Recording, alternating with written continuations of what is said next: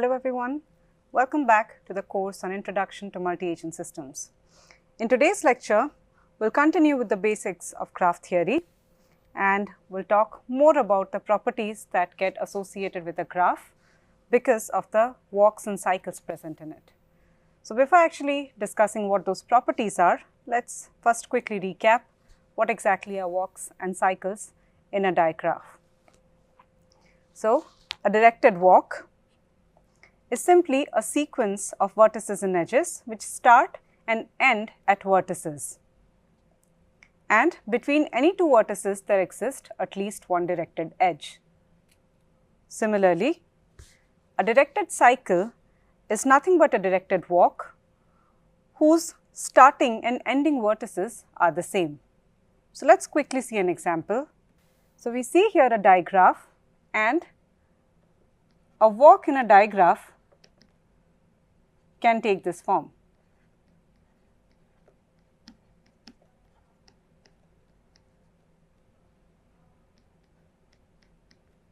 Which looks like this. It starts from here and goes this way. Now similarly, a directed cycle in this graph is a closed walk, meaning, let's first trace it here. It can be very easily seen in this digraph that the walk that I have traced in red is a directed cycle, and let's write what it would look like.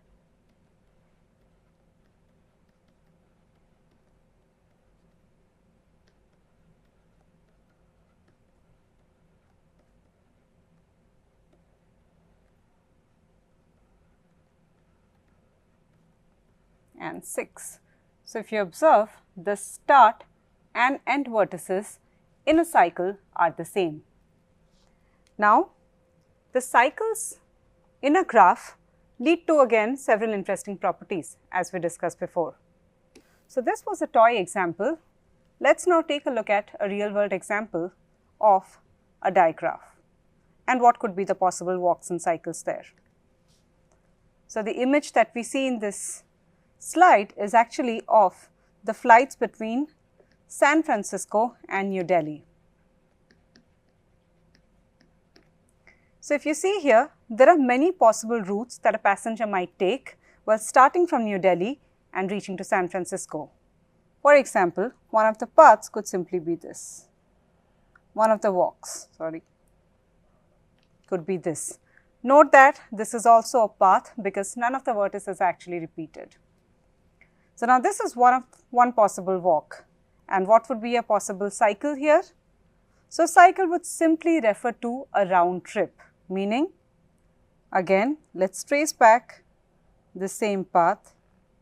We reach San Francisco and again we head back this way. So any round trip which starts from a certain destination and brings us back to the same destination would refer to a cycle in the digraph. Now, walks and cycles, as we discussed before, can lead to several interesting properties in a digraph. Similarly, the lack of cycles in the network can also lead to several interesting properties. So, a quick reminder, any digraph which does not contain any cycle is actually known as an acyclic digraph, as written here. So what are some of the properties that are associated with acyclic digraphs?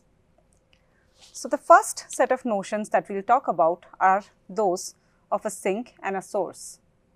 So what exactly is a source in a digraph? A source is a special kind of a vertex or a node which does not have any incoming edges. Similar to it is the notion of a sink, which is again a vertex which does not have any outgoing edges. Let's try to understand this through an example. So a source is simply a vertex with no incoming edges. So if you observe here, the only vertex that does not have any incoming edges is 6, meaning the source in this digraph is 6. Similarly, does there exist a vertex which does not have any outgoing edges? The answer to that is yes, which is 1, meaning our sink here is 1. So, if you observe here, this particular diagram actually has a cycle in it. It is very similar to the one that we discussed before.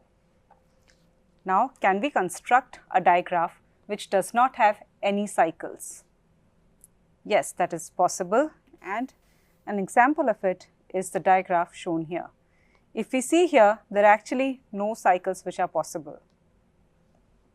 What are such diagrams called? They are known as simply a directed acyclic graph, denoted as DAG. Now, again the formal definition is a DAG, or a directed acyclic graph, is simply a diagram which does not have any cycles. What can we say about the existence of sources and sinks in a diagram? Can we say that there will not lie any sources or sinks? So, to answer that question, let us try to figure out what are the sources and sinks in this DAG. So, since there are no cycles, we know that this is a DAG. What are the sources and sinks here? So, if you observe, there are two vertices here which do not have any incoming edges to it, meaning both 4 and 6 are the sources in this diagram. Similarly, 1 does not have any outgoing edges and 3 also does not have any outgoing edges, meaning the sinks in the network are 1 and 3. So, to answer this question, actually there cannot exist a DAG which does not have any sinks or sources.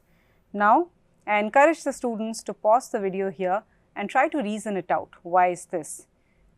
Meaning, is it possible to construct a diagram which does not have any sources and sinks? The answer is no. So, please try to figure out a reason for it. Let us now continue our discussion on acyclic diagrams. Now, certain times acyclic diagrams take a very specific form of a directed tree. A directed tree is also known as a rooted tree.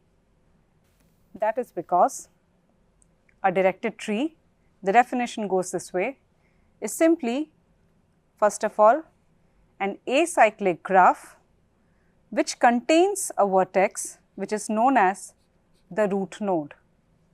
Now, the root node has some special properties, that is, any other vertex which is not the root node can be reached by, please notice this, a unique directed path which starts at the root, meaning if we pick any other vertex and which is not the root node, then we can always find a directed path which starts at this root node and traces its way back to this particular vertex. Let us see some examples. Here is a diagram. Now, please pause the video here and try to think whether this particular diagram is a directed tree or not. The answer to this question is no. The reason being,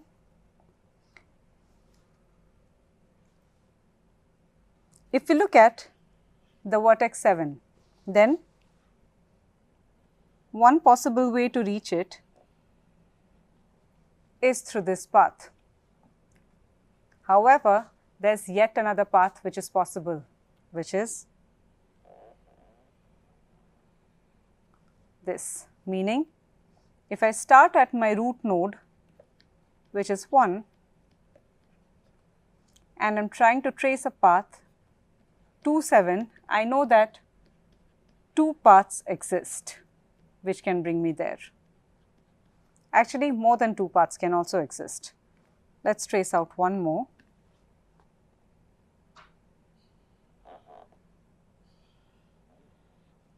Which is this.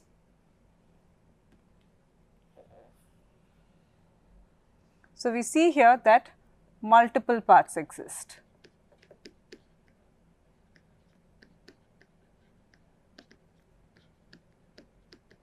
meaning this is not a directed tree.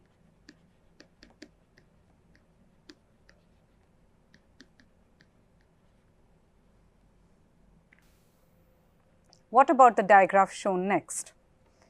If we look here, for any node that we pick which is not the root node, starting from the root, there is always a unique path.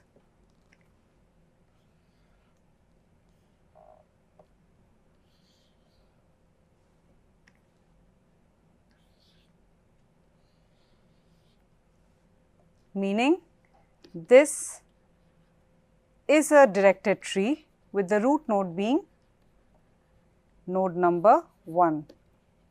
Now notice that the root node that we have in a digraph in a directed tree is actually a unique node.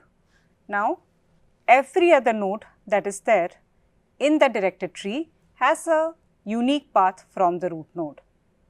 Now is the root node a source or a sink? Let's look at this particular image that we have here. We see that the root node only has outgoing edges from it, meaning it is actually a source from which every other node or vertex is reachable. Now, does there exist a similar notion of a sink? The answer is yes. Such a node is known as a globally reachable node or vertex. Meaning, a globally reachable vertex can be reached from any other vertex via a directed path.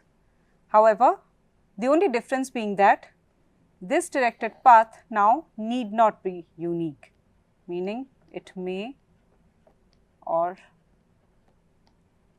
may not be unique, unlike a directed tree. Let us see a quick example. If we see this figure here, again, please pause the video and try to see if you can figure it out for yourself. Which of these nodes can actually be reached from every other node? I hope you have tried it now, so let me try to give the answer. Let us look at node number 6, node number 2 and node number 1. If you observe, they form a directed cycle, meaning if I start from 1, I can easily reach 6 and 2. Similarly, if I am at 6, I can reach both 2 and 1, and again if I am at 2, I can reach both 1 and 6, meaning 1, 2 and 6 are reachable with respect to each other, from each other.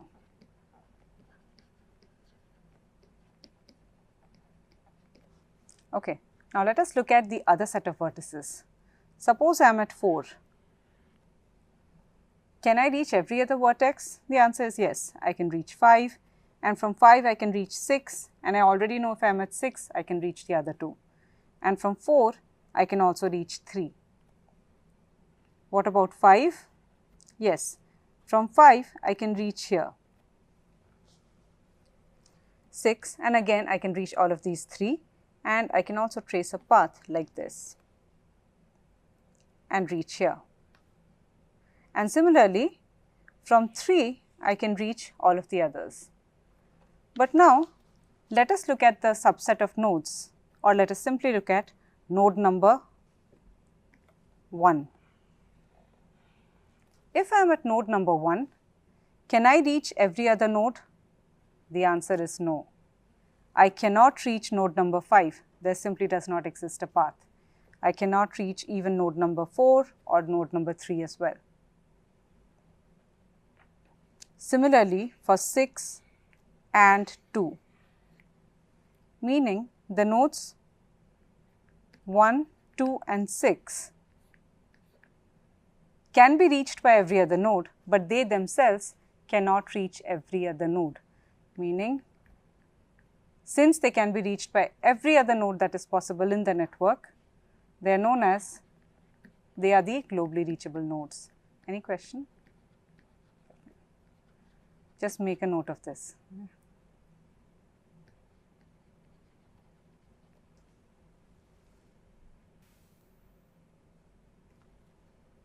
So, we already know how a globally reachable node and the root node related to each other.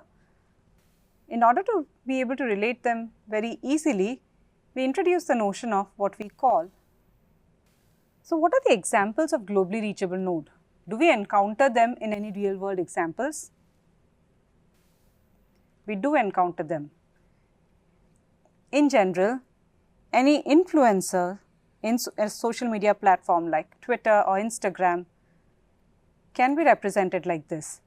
They are the sources of information, like they spread the information to everybody else in the network as shown here.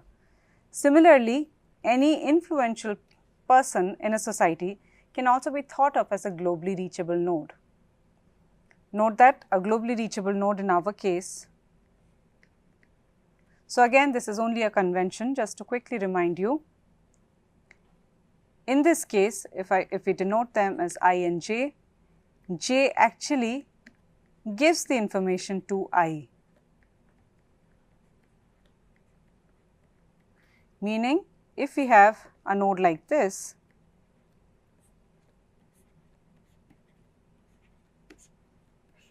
which is reachable by everyone, then this J is actually giving its information to every other agent in the network. Hence, they are the influencers or the influential people in a society.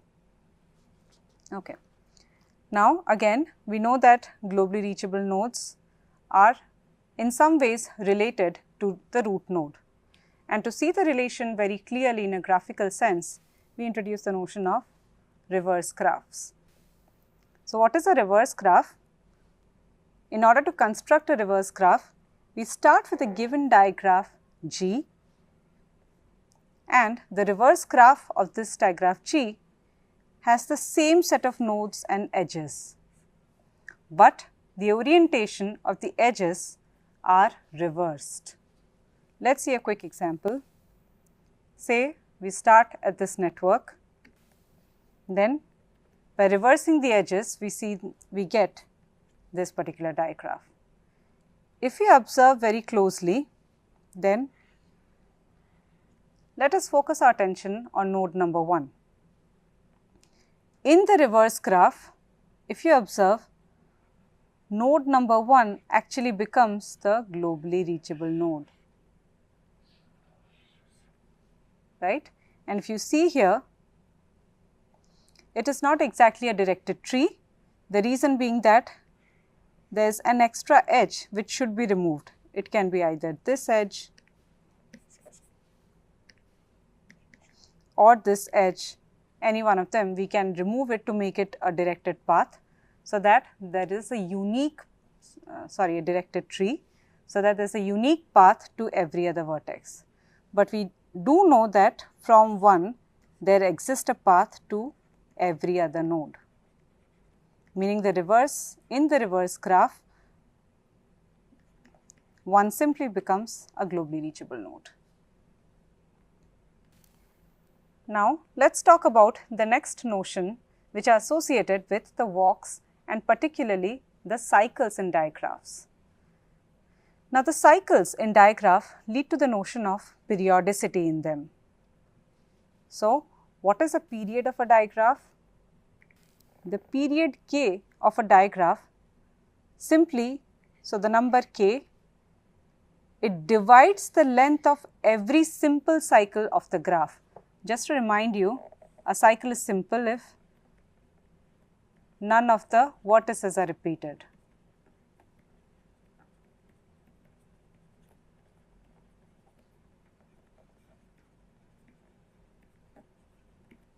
So, let us look at this definition again. It says that it divides the length of every simple cycle, meaning suppose we have a digraph which has multiple number of simple cycles.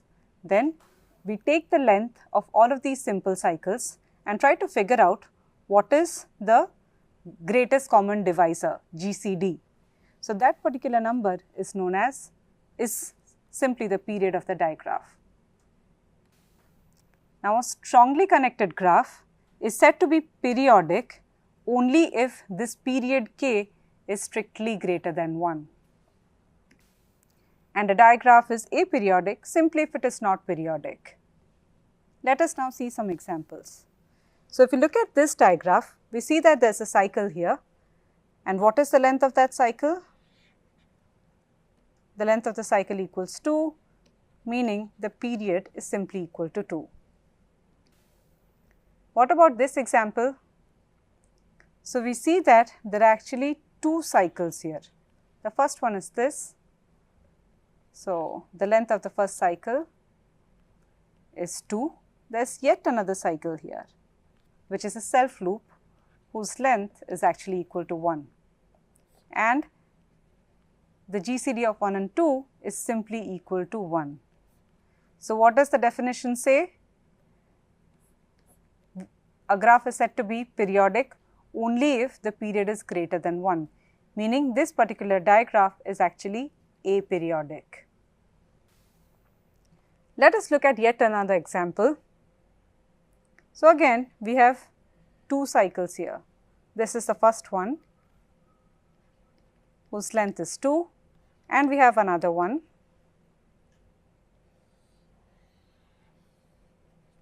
whose length is equal to 3. So, again the GCD is equal to 1, hence this network is also aperiodic. Now, let us look at a neat example which is a bit more, which is periodic again and bit not as simple as this.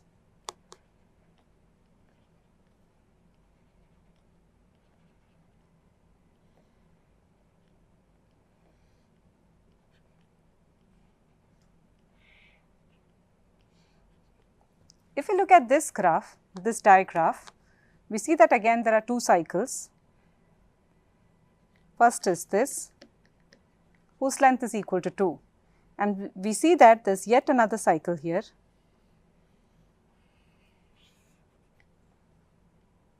whose length is equal to 4, meaning the period here is equal to 2.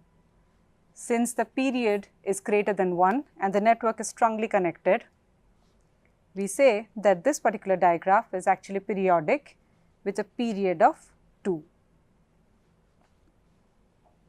So, this is a periodic digraph.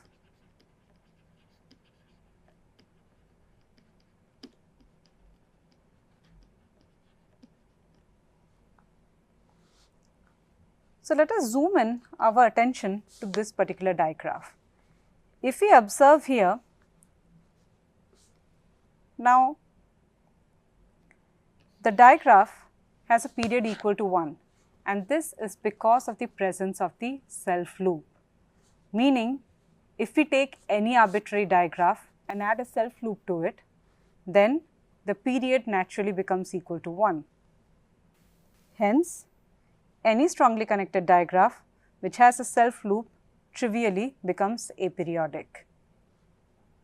The presence of cycles in networks can sometimes lead to the formation of tightly knit communities within a large group of people, leading to the notion of condensation graphs.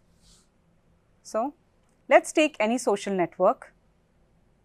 Very often smaller, well knit, meaning strongly connected communities often get formed within this large community itself. So, for example, let us look at the figure shown here. This is actually a network of friendship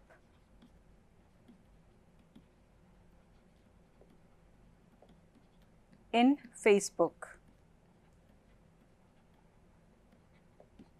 What we observe here is, it can be very clearly seen that there are certain communities within this large community which seem to have a lot of connections with each other, and another such community is this, and another such community is this. Is there a way in which we can represent these smaller communities within the large social network? In order to do that, we introduce what we call as the condensation graphs. So, what is a condensation graph? Now, a condensation graph denoted as C of G associated with the digraph G. Note that the argument here is the digraph G itself.